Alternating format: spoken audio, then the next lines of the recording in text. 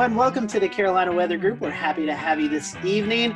Tonight, we're going to be talking about the 9-year anniversary, April 16th, 2011. If you live in North Carolina, anywhere around that time period, or even now, you remember the major tornado outbreak that occurred. And tonight, we're going to be looking back at that event. We have with us tonight Mike Mays, Chief Meteorologist at WRAL. We also have with us Dan Whittaker and Jeremy Gilcrest. They were out in the field chasing these tornadoes, and so we're going to get their perspectives. Also with us, we have Tim Buckley, who is the Chief Meteorologist at WFMY, but at the time was working in Wilmington, North Carolina at WWAY. And we have Gannon Medwick on with us, who is Chief Meteorologist at WECT in Wilmington, but at the time was working at WNCT in New Bern, North Carolina. And we have with us Jeff Orrock, and he is the meteorologist in charge at the NWS office in Wakefield, Virginia. But at the time, he was also working at the NWS in Raleigh. So we have a big group of guests with us tonight. So looking forward to each and everyone's perspective of this event. I do want to hand it off to Mike first, kind of let him give a brief background of his recall of this event, because he has to run and get some things done. So Mike, I want to kick it off to you first, and tell us a little bit about your perspective. I know you was on the air during the event, so kind of talk to us about the lead up to the event and any memories during covering the tornado that you remember. First off, I'll apologize. We got our cleaning crew coming into the studio, so it's probably going to get loud because he's pushing his garbage can around.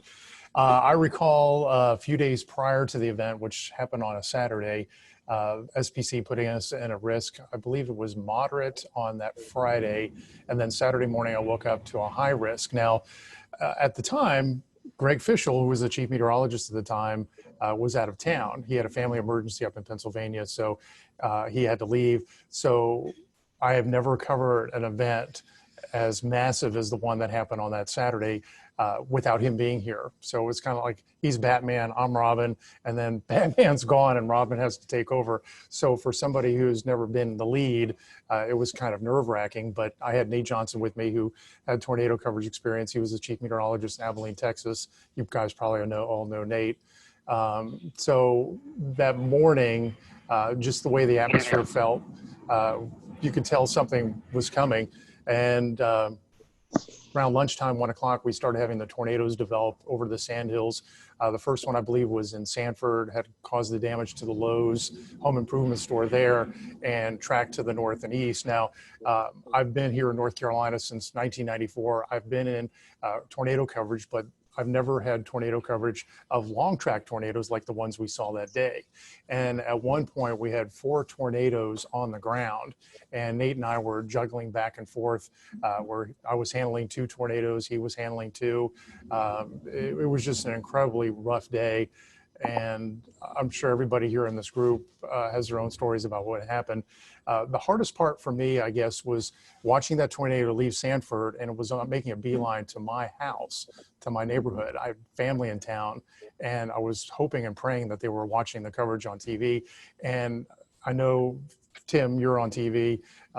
How do you get the point across to people that you know to take shelter? I couldn't stop and pick up the phone and say, hey, listen, a tornado's coming to the house. You need to take cover. So that's one thing that was upsetting to me. The tornado passed about 50 yards from my house, damaged the subdivision right next to mine. I had some damage to some fencing. That was about it. I was very fortunate. And then after it passed my neighborhood, it was heading right here toward WRAL. And I remember Nate Johnson yelling out loud to everybody in the studio, go to the basement, because it was at the time coming straight to the TV station, but at the last moment, it moved a little farther east and hit downtown instead of coming here.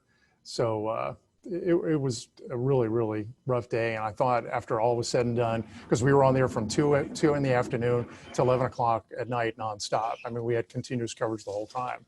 And when it was done, I thought, okay, this is going to be the worst. This is the benchmark of the worst coverage of a storm that I'll have in my career. But then we had Florence, and it was just days upon days of coverage with that. But yeah, it was not the best. And Jeff, from a National Weather Service perspective, how did y'all prepare and how were y'all getting the message out in the days ahead of the event? Yeah, I mean, the fact that we had the moderate risk the day before, and we already had a feeling we were headed into a high risk, to be honest with you. So, we were already heavily staffed for that day. We already had a pretty good game plan, and I want to say by the time the storm started to move in from the west and really get going, I want to say we had at least a dozen people in the weather office, and we sectorized warning operations so that we could have 3 or 4 different folks issuing tornado warnings simultaneously, and at the same time, folks working with Skywarn. I was kind of helping lead operations and also doing a lot of phone calls to the emergency managers. There's a lot of spin up ahead of this. There was a lot of email traffic, a lot of email briefings the day before. I remember even briefing Seymour Johnson Air Force Base because they were at the high risk at that point, and some of the precautions they were taking down there, in the east. So there was a lot of preparation for it. It's kind of one of those things where, like Mike was saying, everybody knew something bad was about to unfold. And I had been through Gerald, Texas, the tornadoes out there, and so going into this event, that was kind of in the back of my mind that we're headed into something pretty big. And I do remember talking with Wake County and trying to explain what does a high risk day mean? I mean, the way we taught this in Texas was that, someone's going to die today. I mean, these are going to be big, long track tornadoes. And, this is going to be some serious stuff. Jeff, you're talking about Skywarn, the Storm Spotter group, and Jeremy and Dan. I want to bring you in here in just a second. But I imagine, like we were talking about, social media, not really that big of a thing at the time, with tweeting in reports, giving Facebook reports of the storm. How key were the Skywarn Storm Spotters for you that day? Yeah, and we've always had a great network across central North Carolina, so they've been outstanding. So we were getting a lot of real-time reports from spotters. They were calling on the phone. We actually had ham radio operators. I want to say we had 2 or 3 in the office ready for this. So the network was just lighting up. We were getting a lot of reports, almost to the point where as it approached Holly Springs, I mean, you couldn't keep up with them all. So that was a huge asset, and just a lot of people just calling in on the phone. It wasn't. We didn't have the social media like we do today, but we really pretty much knew what was going on. We had heard the Lowe's had been destroyed. About the time it was getting into Wake County, we'd already heard that the Lowe's hardware had been severely damaged or destroyed down there. And of course, you could see the debris ball on radar. So you kind of had a sense that this was really serious stuff going on. But there was a lot of great real-time reports, not only across the Raleigh area and down towards Sanford, but also with the Fayetteville up to a Wilson tornado. I mean, we had a lot of great reports with that as well. Mike, one question for you made me think. You're saying that before Florence, this was the biggest event you covered. Do you see any storm fatigue, even from 9 years from now, people kind of comparing severe weather events to April 16th? There was a lot of anxiety every time a risk would come up. You'd feel that. You'd feel what happened on April 16th. I would worry every time we had like an SPC 3-day outlook, and on the 3-day outlook there was like a enhanced risk or maybe just a slight risk, and what it would be when we finally got to that day. And I got to the point where I was dreading severe weather coverage because of what happened that day. I'd get anxiety, I'd get scared, but I've gotten past that, and that's a good thing. I remember that day when we had the 4 tornadoes on the ground at one time. I was worried about, okay, how are we going to cover this? You can't show everything at one time. And we had to make sure, Nate and I had to make sure that we spent enough time on each storm to let people know that, it was coming to their communities, that they had to remain safe. But how do you juggle 4 tornadoes, inform everybody in their paths, and make sure you allot enough time so they know what's going on? We tended to hang with the one that went through Raleigh more and Fayetteville more because it was affecting larger populations, but that was the hard part and the worrisome part, that we weren't giving enough, coverage to one tornado and giving too much to another one. Tossing over to Tim and Gannon as well real quick.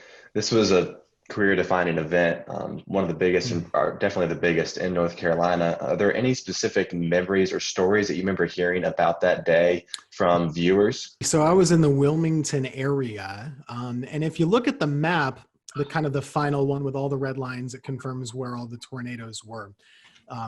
Oftentimes the worst stuff doesn't quite get to Wilmington. right? And in this case, it didn't either. So city of Wilmington was fine. A lot of the populated coastal centers were fine, but on the periphery in the rural areas, most of the tornadoes that we were covering for about 8 hours that day, Robeson County, Columbus County, Duplin County, Onslow County, those counties inland were the ones we were talking about the most. Bladen County had I think a 4 fatality storm. We, as always we do, actually got a lot of angry phone calls that day because most of the people in our area, they weren't seeing much other than blue sky. It was a really nice April morning. It was close to 80 degrees, I remember, breezy. There were NBA playoffs on at the day, so we were kind of fighting that battle in the newsroom, right, keeping people at bay a little bit while we were doing tornado coverage. Now later on, people understood how serious it was, especially once you started to see like the destroyed those foods and everything. But that was my first time ever really doing tornadoes, to be honest with you. It was my second year in Wilmington. Prior to that, I was in college, so I didn't know a lick about tornadoes. I grew up in upstate New York. I went to school in Pennsylvania. We don't get tornadoes. I mean, not really. So this was new for me too. But myself and Jerry Jackson, we were there for about, I think we went on TV at 2 and we went off at about 8. So it was a while covering these things. And it was just amazing to me how there were very few, if any, false alarms. There were 1 million tornado warnings and there were 1 million tornadoes, to use hyperbole, but they were pretty much each cell produced as it was going through, and it was just boom, boom, boom, one after the other, and a lot of damage was done, especially to the rural areas in Southeast North Carolina. My second daughter was born on the 11th. I didn't come back to work till Friday, just throwing stuff out there. Saw the slight to moderate risk, alerting for storms going into Saturday. I was third on the pecking order to be coming in because we had our weekend person, we had our chief, and I was doing mornings. But it became clear, especially what was going down in central North Carolina. I was personally at home watching Nate Johnson with that tornado. It looked like a wedge, looked like a cloud just right to the ground that I was going in. And it's coming back to memories about just making sure you spend time on one storm to identify where the rotation is and give enough lead time before you have to move on to that next storm. And at some points there were 6, 8 active warnings. Just a blur the way it just continuously unfolds. You hit a storm, you move on to a storm, you circle back. Population centers, as Mike mentioned, preferred. There was the one at Tarawa Terrace in Jacksonville. That was a big center in the Greenville-New Bern television market. Jacksonville is the largest city. We had to hit that. Then we saw the storm report that the Bertie County storm had actually killed numerous people, ended up killed 12 people. So that was surreal. When you are warning for storms and getting reports of damage, but no reports coming down off the wire or whatever that there's fatalities, and then all of a sudden numerous fatalities is still weird to talk about. End up being 12 in Bertie County. And then finally just going home that night, this event had everything. The event had everything, the setup, and then the final. I mean, sometimes we say as meteorologists we save lives. This was literally the only time that we were able to, some of our crews went out to Snow Hill in Greene County, and they were able to say, standing with a family in their house that was completely destroyed except for the interior part. And they said they were listening to our broadcast and they went into that interior part.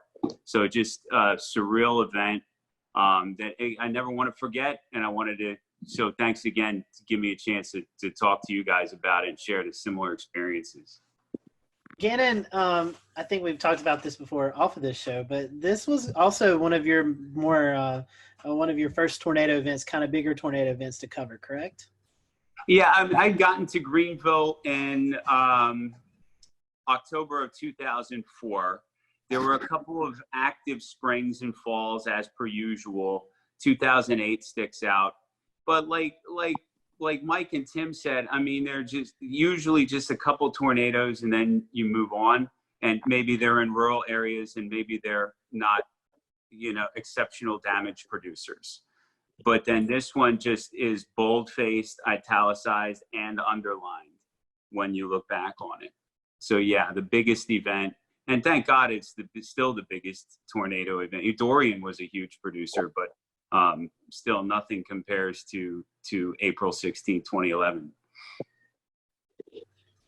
I've been to a few conferences and I've heard, Jeff, I'll send this to you.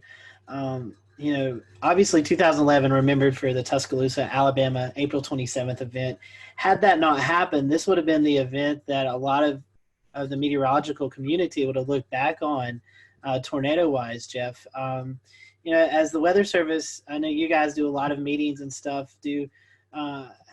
Has this event kind of tailored some of your studies or some of your outlooks on stuff that you've, I guess, done case studies on this event to kind of find out the whys of what happened and how to better prepare for maybe the next setup we get like this?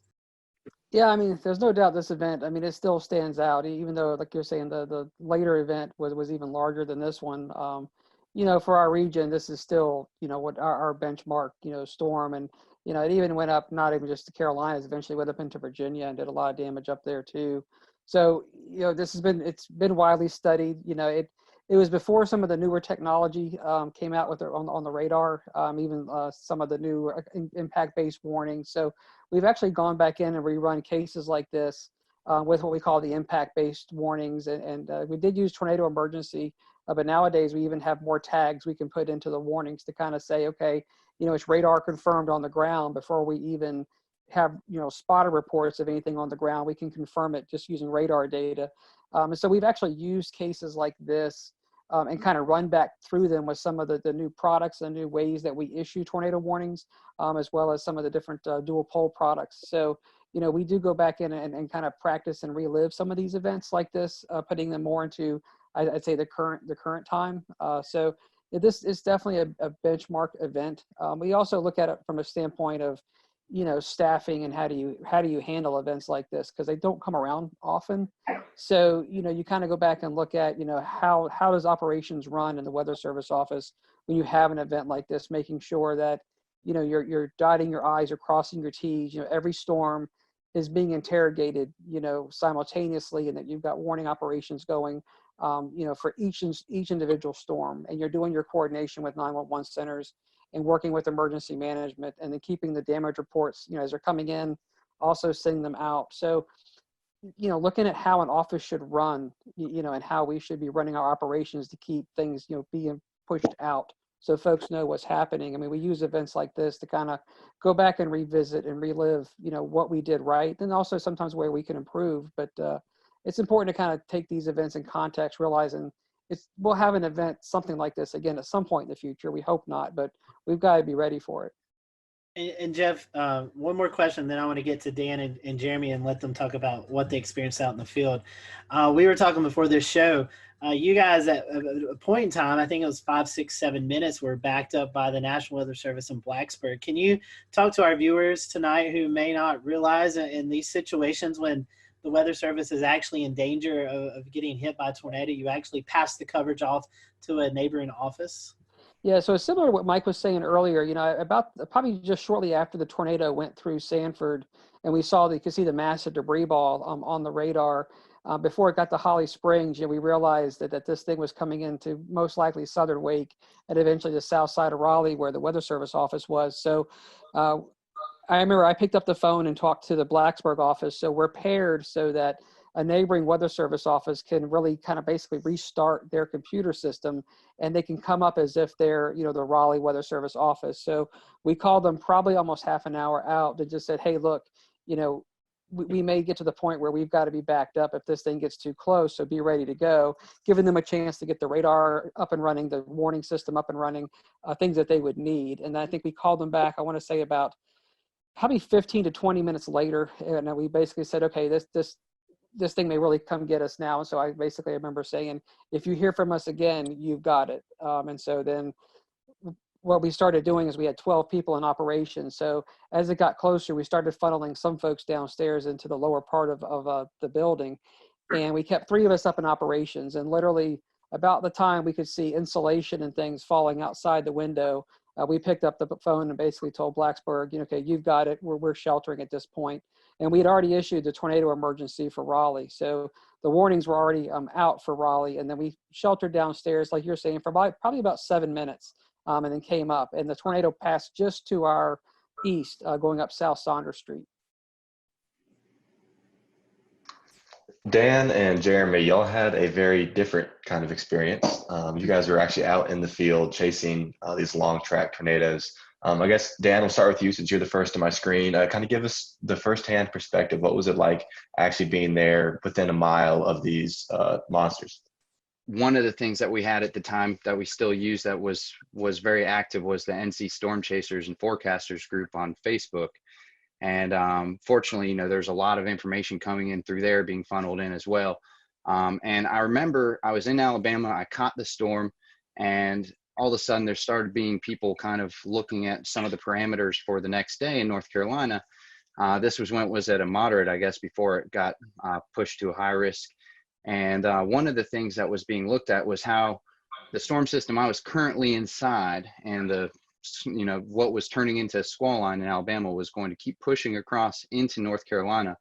And they were seeing on the HRR runs how basically that squall line eventually was going to break apart into supercells. And that's when really the tornado potential would strengthen. And so when that started coming into play, I just hauled it right straight back towards North Carolina, drove all night long, and made it into Greensboro, Burlington area for the start of where the tornado warnings really kind of got going. Followed the storm in front of it. I actually was able to bust through it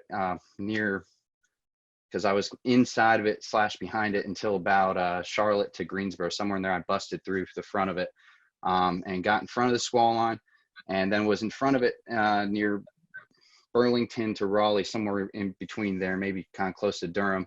And that's kind of when it went tornado warned, and it started to kind of quickly overwhelm my vehicle and me and my ability to keep chasing it. There's a couple things that were very clear about this storm system and about these storms, which is one, they were very fast moving. I remember they were going about 60 to 80 miles an hour. Was what I was trying to keep up with and stay in front of, and position myself in hook echoes so that I could try and get a good visual of these, for the most part, pretty rain-wrapped, low nature storms that were just hard to spot. I had great luck in Alabama the day before. I actually found myself up on a hill is kind of how I was able to see that tornado so well for such a long period of time. But this day it seemed, in North Carolina, a lot more heavy rain, a lot more heavy wind. I basically ended up inside of some severe winds going, just at a guesstimate, 50 to 70 miles an hour at the very least, sideways blowing rain. Once I got out of that, I tried to get back in position, ended up in that again. Eventually just kind of the whole storm inside of that tornado warning just overwhelmed me and got in front of me right as it got into Raleigh. And just waiting for this line, and we're sitting there going, oh man, this thing is not breaking up. There's no supercells, what's happening. All of a sudden, obviously within a few frames it started to go. And so we're in Newton Grove still, and which was the right area to be. We just got a little impatient and saw the first one. By then it was already hitting Sanford and the lows, and we decided to speed on towards Raleigh to try to get it there. And I do remember, as Mike Mays said earlier, the broadcast, Kevin had his ham radio with us. He had a ham radio in the car because he was doing the storm spotting. But I do remember that specific broadcast said, do not approach Raleigh, stop where you are, and all this stuff. And one thing I do remember about that whole day is just a surreal feeling that I can't even describe of the atmosphere. And the winds, even outside, the thunderstorms are blowing 40 to 50 miles an hour. lots of inflow into these supercells from a long distance away, blowing dust and all of that. But when we got to Raleigh, it was said it went up South Saunders Street. We were not far from there, coming onto the Beltline. And it was, I remember specifically seeing the power flashes just to my left as we were coming in. And we stopped right there because we knew it was rain wrapped. We couldn't see it. And we looked for an exit after that. And then we were trying to decide, for about a couple of minutes, do we try to keep up with this one? We all knew that the storms, as Dan said, were doing, forward speeds of 60 to 80 miles an hour. We're already behind it. We're in a metro area. We're like, no, let's get out of here. Let's go for the next one down the line. That was the Wilson storm. And interestingly enough, that storm hit Fayetteville first, that next cell down the line. And I have a friend there who was in contact with me pretty much before we were chasing the Raleigh one, saying, do I need to take shelter? Is this the real deal? And I looked, and the couplet was almost on top of them. And I'm like, yes, get in, And they got into a closet, and the tornado did hit their house. Fortunately, at that point, it was the start of that tornado's path. So it was weaker. They had a few shingles gone, but up the road from them, it turned into EF3 damage. So, but they were, they did take precautions and they were fine. I didn't find that out till later, but so then I had to beat the forward flank of that next cell. So coming out of Raleigh, so I was speeding definitely to beat that forward flank to get. I didn't want to get cored and then stuck and miss knowing how fast these storms were moving. So I was driving a Volkswagen Beetle at the time, and finally made it to 795 area. I got just a little bit south of it, and because I did want to get a clear view if there was a tornado. And then we were going up 795 northbound, so we get a straight on look at it. And I looked to my left, and I saw the rotation. I looked to my left, and like, is that what I think it is? Because it was there wasn't that much contrast at that point. And it was an open field, and so we just decided to stop there. And then it came out for some trees, and sure enough, that's the tornado, which many of you have probably seen the video of. Now marker 5.5, looking north-northeast. Large tornado on the ground, all the way to the ground. Multiple times. Kevin called it in. I think the tornado was about 100 yards wide at that point. We were about a mile and a half away. I could have gotten a lot closer to it, but I did not know the area that well, so I didn't know if I was going to pull up. This is the only reason I didn't. I didn't want to lose the view we had, and I knew how fast it was moving. I knew we had one shot to get a look at it, and that was going to be it, and then it was going to be gone. And so we decided, all right, we got a good view here. Yeah, no, we're not super close, but we'll just stay where we are, and we're safe here. So we watched it, and then kind of faded into the rain from where we were as the rear flank downdraft came around.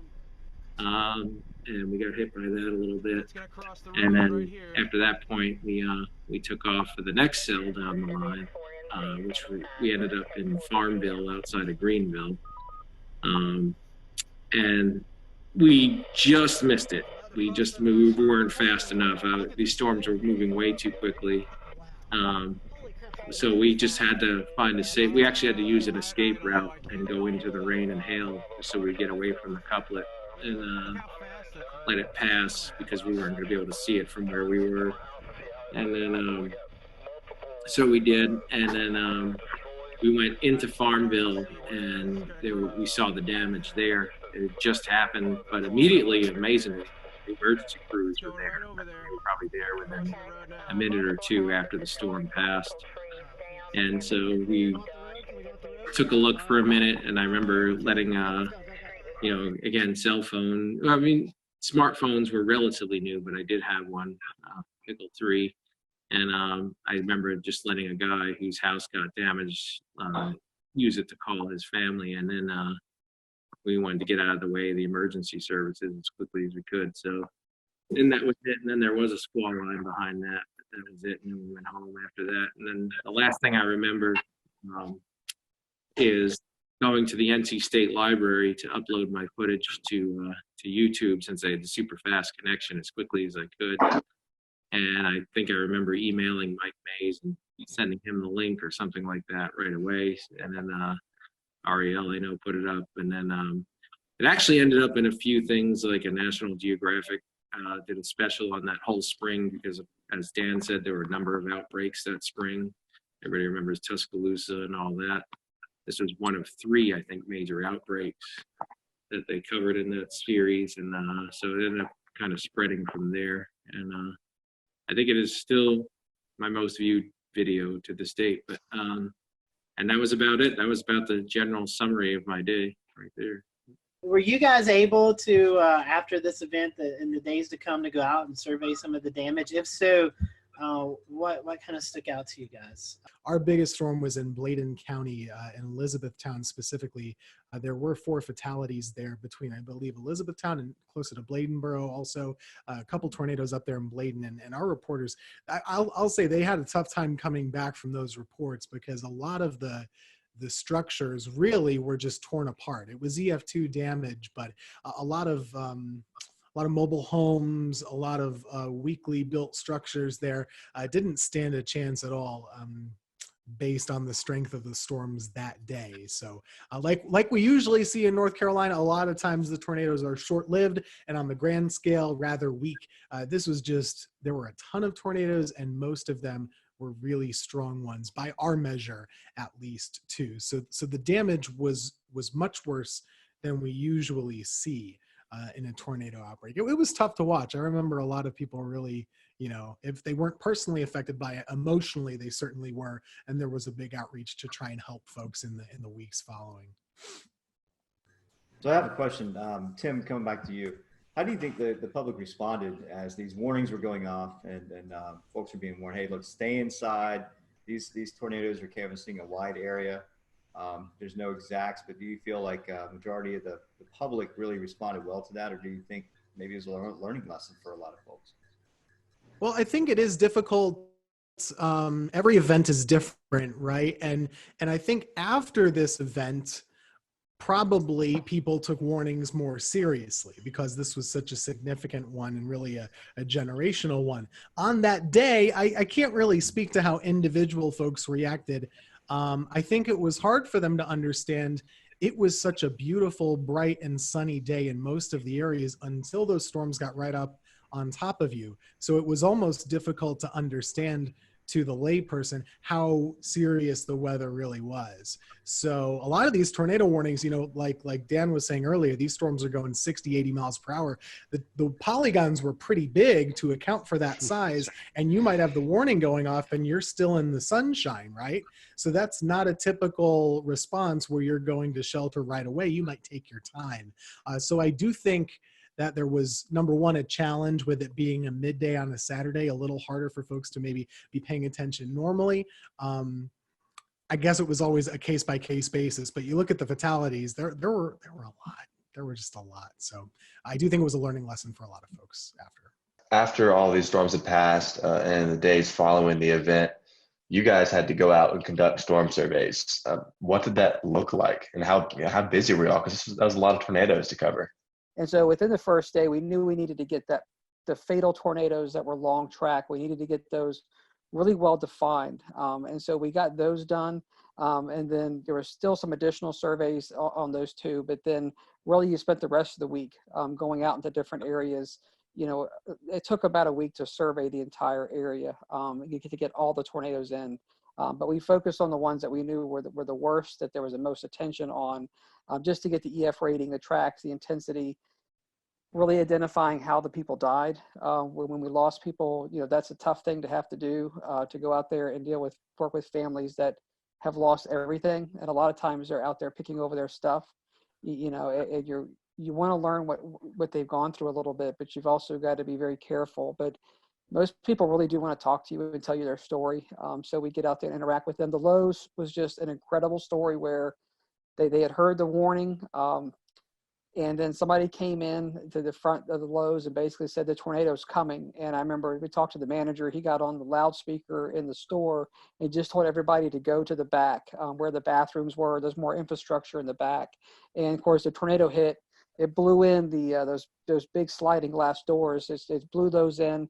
The whole front wall of the Lowe's hardware blows in, and the front roof collapsed. And so the manager in that Lowe's, I mean, who knows how many lives he saved? But there was a lot of good stories like that. But there was a lot of tough stories with a lot of loss through the day. That makes it tough. But it took us a week to get our hands around all of the damage across central North Carolina.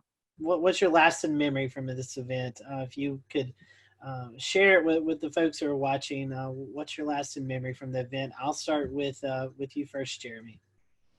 Well, with me, I think it was just even more than the tornado itself was just a surreal feeling that entire day, and the surreal feel of the atmosphere, those winds, like I said, that were inflow into the storms themselves. Just the, I don't know, kind of nervous, like Mike Mays almost being a little bit scared. I think we all were a little bit. I mean, at least I was at the same time as being, excited to possibly see a tornado. Of course, I don't want to see anyone get hurt.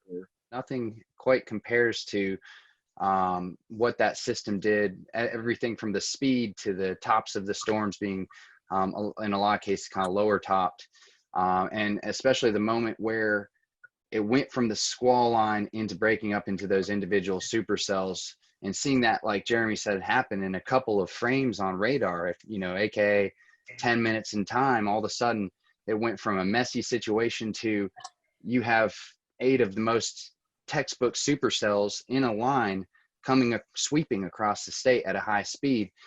Being in the middle of that and seeing the actual sun break through the squall line as those storms separated was just a surreal moment, something that I haven't seen happen in North Carolina since. Or anywhere really for that matter. I mean, every now and then a strong storm system will separate from a squall line to supercells, but I've never seen anything to that degree. This was a long week event for us because it took a long time to get all the surveys done. But I mean, going back to that day, things I remember, obviously being in the office, but just how well everything did work. We did lose, more people than obviously you never want to lose anybody. We saved a lot of lives that day, and so going out there and seeing how much devastation there was and how many people were doing the right thing and seeing how well things went in the weather office. I remember watching WRAL like Mike was talking earlier, and they had tornado emergency just in big bold red across the bottom of the TV set. They were on wall-to-wall coverage. We were getting great spotter reports. It was one of those days where everybody was intensely worried. We all had a heightened awareness, but everything really worked the way it was supposed to work. I mean, everything we had practiced, all the work we've done with the media and Skywarn and the training inside the office, it just all came together. And so, while we lost people that day, and that's always a tragic thing, there was a lot of things that did work, and a lot of people came together and I'd say performed at a top level. And at the end of the day, it saved lives. For me, I was definitely still a kid at the moment. I think I was 23 years old or 24 years old or something like that. And thankfully, Jerry Jackson, who I was working with at the time, he had drilled with us very basic severe weather coverage do's and don'ts. Like 3 simple things. Tell folks where the storm is, where it's going, what they should do, and then tell them again. And if you have more than one storm, do 1, 2, 3, however many you have, then go back to the first one. So we really boiled it down to basics. I think we did a pretty good job that day. And I think, this event really prepared me for further events down the road, to not get too amped up, too nervous or whatever. Just kind of keep it simple, tell folks what they need to know and what they need to do. And that's really the whole reason why we're here, right? So this is a big moment for North Carolina, and just personally for me, and kind of seeing what the weather can do and why we're here. I do remember one point. I couldn't tell you what time it was, but it was just we had a little Viper radar system from Barron in the office. That was our primary drive thing. And I remember we would go out and expand and zoom into like Kansas or Oklahoma when they would be having their events, and we would see what the radar would look like. And I remember just thinking to myself at some point that I should be seeing I-35.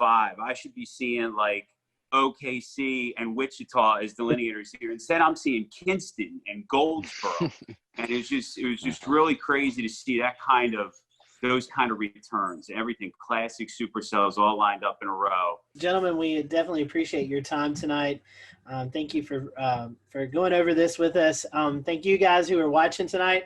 Thank you for allowing us to step back in Carolina weather history and talk about this event.